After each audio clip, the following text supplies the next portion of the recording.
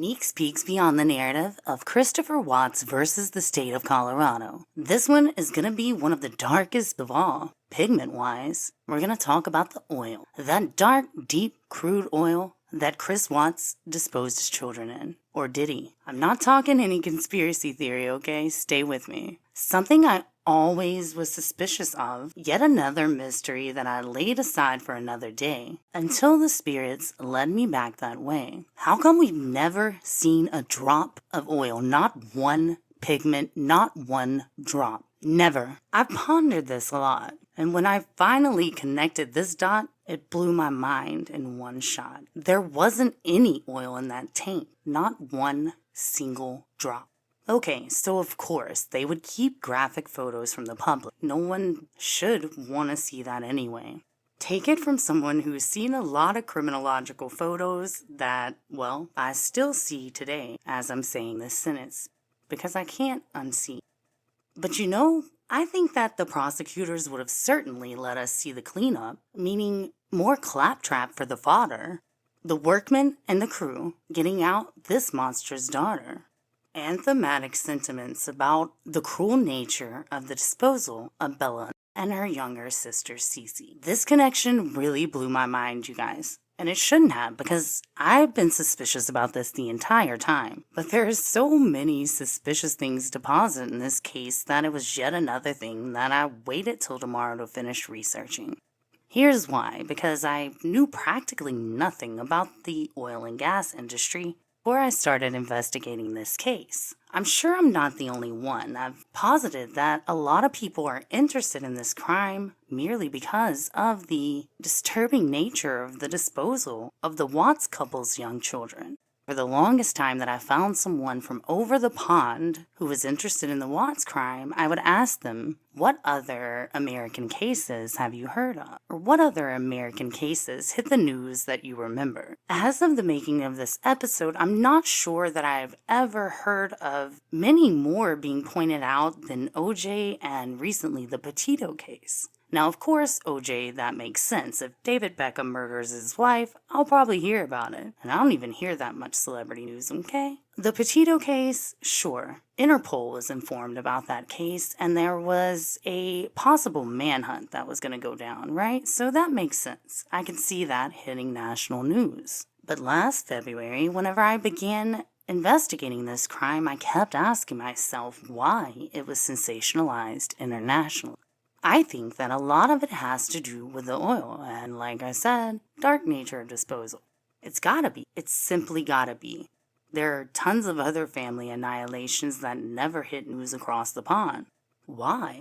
Why would they lie about the oil? Well, why'd they lie about any of it? Why did Shanann's parents take credit for allowing the PD to test baby Nico for DNA when it's in the discovery? Why did, oh wait, you don't want this to turn into an episode of fucking why? Because, hello, Christopher Watts versus the state of Colorado. Pretty much could sum up the whole fucking case with why, but I digress. Okay, so enough. Get back to the fucking oil Neeks. Alright, check it out. A super frustrating part of trying to research this Survey ranch and the oil drums, the barrels, the entire nature of the Survey beast. Again, being completely new to the gas and oil industry, it's a pretty big thing to tackle anyway, to try to even get your mind wrapped around the different theories posited that concern how the girls ended up in the condensate. The United States Environmental Protection Service, an agency which is involved in the Air Pollution Prevention and Environmental Control Acts that concern the oil and gas industry, describe these as condensate tanks. And look, I originally thought that my problem finding schematics for these particular containers was that now inside of the oil containment industry, mostly the barrels will be made of a rectangular or more square shape than these giant round containers that I practically myself and everyone listening grew up with, right? So turns out that all of those searches that I was attempting to find these tanks as oil containers were failing for this particular reason, not the innovation of square rectangulars being used to store the oil. About natural gas liquids. Going to try to answer a few questions about natural gas liquids, like what is it, where is it, and why does it have added value. Then we're going to take a look at how NGLs are produced and processed from wellhead to fractionation. I did originally think that they were just like these tiny containers, because all of the oil containers I've ever seen are massive. You have to think about the amount of crude oil that these companies pull out of the ground and want to store. The faster they can pump it and the more they can get, well, gold. Condensate tanks store hydrocarbon liquids known as condensate prior to its transport and sale. So the liquid contained inside of these condensate tanks is actually a part of the gas production industry, fracking industry. They don't store oil. They don't. They're not even a part of the oil making industry. A liquid waste product known as condensate is separated from natural gas in a device known as a separator. After reaching a preset level in the separator, the condensate, also known as pressurized liquids, is emptied into batches into storage tanks kept at or near the atmospheric pressure. As condensate is dumped into storage tanks, the pressure decreases and vapors, which include volatile organic compounds known as VOCs, and other air pollutants are released and flashed into a gaseous state. Such vapors are known as flash gas. Additional vapors are released from the condensate. These will be separated and piped to different areas, and the intention is so that they can be released in a more environmentally friendly way than just, the air. So opposite of oil tanks or oil storage, the ideal operating procedure for these tanks would be to have as least liquid as possible. What I mean by that, oil production, you want that to make as much oil as possible. You want as much liquid in the barrel or container as possible. More oil, more profit. This stuff is waste, meaning it's left over from what's being piped out for a profit. So the least waste that ends up in these containers, the more profit. The waste that ends up in these containers will also be shipped to another location, and cryonics will be used in the hopes that they can convert more of this waste into more of the more profitable gases, which were the purpose of the drilling that created this waste in the first place. So basically, all of the innovations in the industry are to cool down this process and make as little of this wastewater as possible. They ship this to another processing station and use the cryogenics, which they sell for various offshoots. Like, it's commonly used in the manufacturing of plastics, and interestingly, the noxious fumes would be worse in this type of containment area. However, the liquid is much thinner than crude oil, and it's completely transparent. Wow, that part. Wait, boom, it hit me, my original suspicion.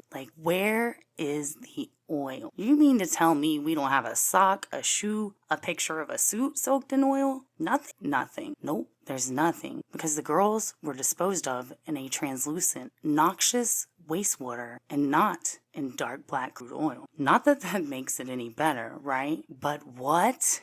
Skirt? Yes, y'all. The girls were dropped into a transparent fluid. So there was no pigmented evidence to show.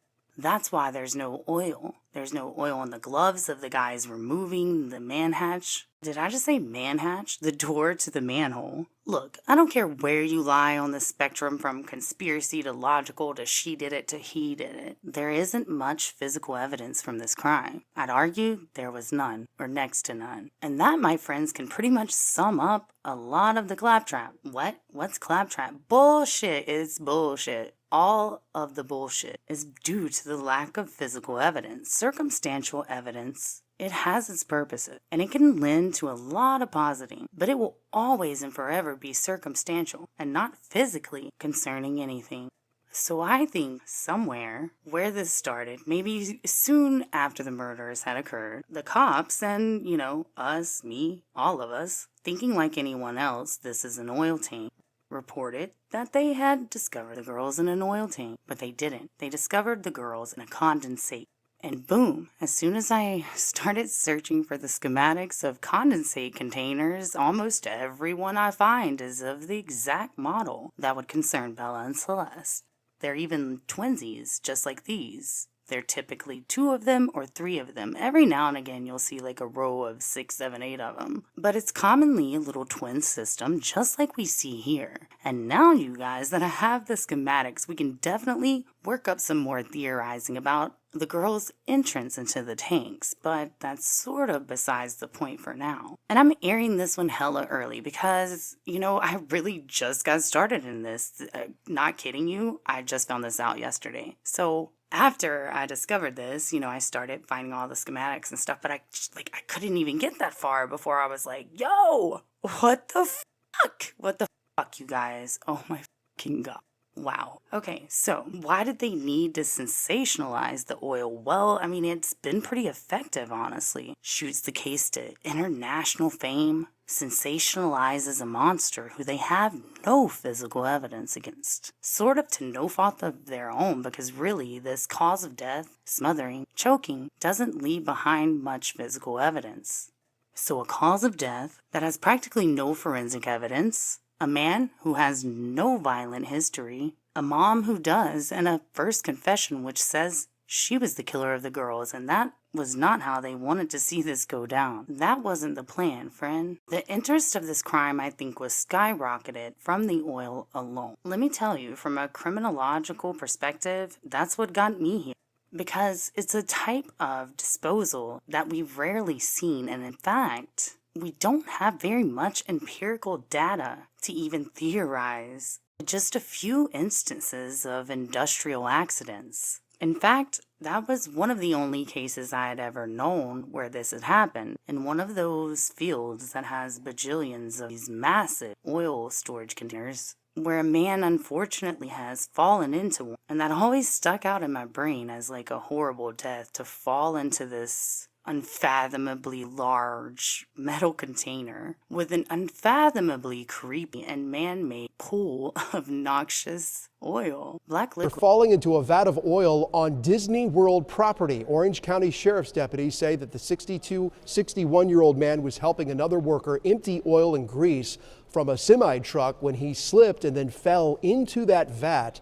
The other worker could not pull him up before the fumes overwhelmed him. The energy facility where this all happened is right near Animal Kingdom.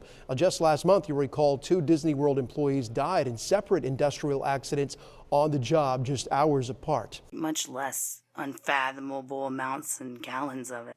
The man who worked with this poor victim was just completely unable to even do anything to help, who just fell to his death in front of it. But anyway, yeah, I remembered that case, and I didn't even look that far into it, but I always remembered dark and empathetic imaginary images conjured up at the mere thought of it. I think that kind of relates here.